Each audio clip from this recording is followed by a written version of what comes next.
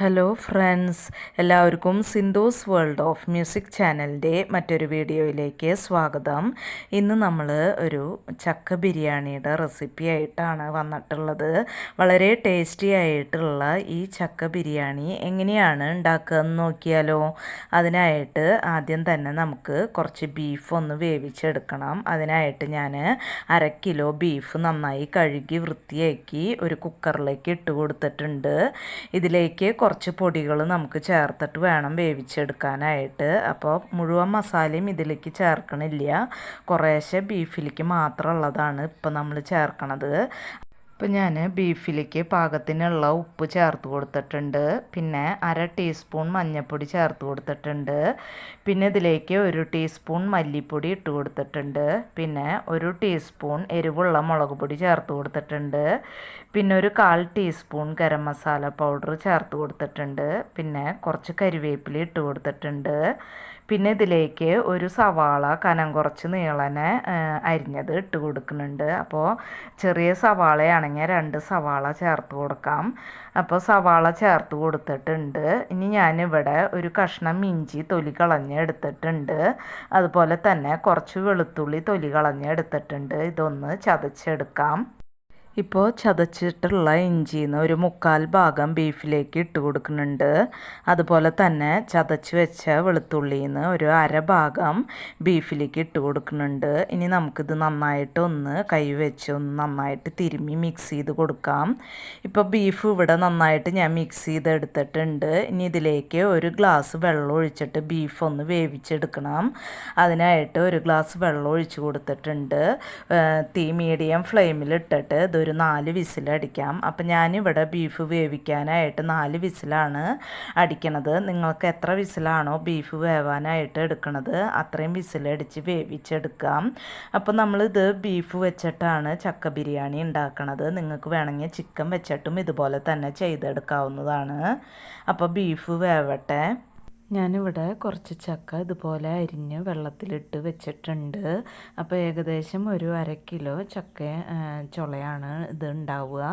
ഇപ്പോൾ ബീഫ് ഇവിടെ വെന്ത് വന്നിട്ടുണ്ട്, അതിൻ്റെ സ്റ്റീമൊക്കെ പോയിട്ടുണ്ട്. നമുക്കിത് തുറന്ന് നോക്കാം. അപ്പോൾ ബീഫ് ഇവിടെ എനിക്ക് 4 വിസിലുകൊണ്ട് തന്നെ നന്നായിട്ട് വെന്ത് വന്നിട്ടുണ്ട്. ഇനി നമുക്കിതിലേക്ക് നുറുക്കി വെച്ചിട്ടുള്ള ചക്ക ഇതിലേക്ക് ചേർത്ത് കൊടുക്കാം. ഇപ്പോൾ ചക്ക ചേർത്ത് കൊടുത്തിട്ടുണ്ട്. നന്നായിട്ട് ഒന്ന് മിക്സ് ചെയ്ത് കൊടുക്കുക. ഇനി ഇതിൻ്റെ ഉപ്പ് നോക്കിയിട്ട് ചക്കയ്ക്കും കൂടിയുള്ള ഉപ്പ് വേണമെന്നുണ്ടെങ്കിൽ ചേർത്ത് കൊടുക്കുക. ഞാനിതിലേക്ക് കുറച്ച് ഉപ്പ് കൂടി ചേർത്ത് കൊടുക്കുന്നുണ്ട്. പിന്നെ ഒരു 1/2 കപ്പ് തിളച്ച വെള്ളം ചേർത്ത് കൊടുക്കുന്നുണ്ട്. അപ്പോൾ ചക്കയും ബീഫും കൂടി നന്നായിട്ടൊന്ന് മിക്സായി വരാനായിട്ടാണ് 1/2 കപ്പ് വെള്ളം കൂടിയും ചേർത്ത് കൊടുത്തിട്ടുള്ളത്. ഇനി നമുക്ക് ഇത് മൂടി വെച്ച് ചക്ക വേവണ വരെ ഒന്ന് വേവിച്ചെടുക്കാം. ഈ ചക്കയും ബീഫും നന്നായിട്ടൊന്ന് മിക്സായി വരണം, അതുവരെ നമുക്കിതൊന്ന് വേവിച്ചെടുക്കാം. അപ്പോൾ ഇടയ്ക്കൊന്ന് തുറന്ന് നോക്കി മിക്സ് ചെയ്ത് കൊടുക്കണം. ചക്ക ഇവിടെ വെന്ത് വരുമ്പോഴേക്കും ഞാനിവിടെ കുറച്ച് ഉള്ളി, ഒരു 10-14 ചെറിയ ഉള്ളി തൊലി കളഞ്ഞെടുത്തിട്ടുണ്ട്. അത് നമുക്കൊന്ന് ചതച്ചെടുത്ത് വെക്കാം.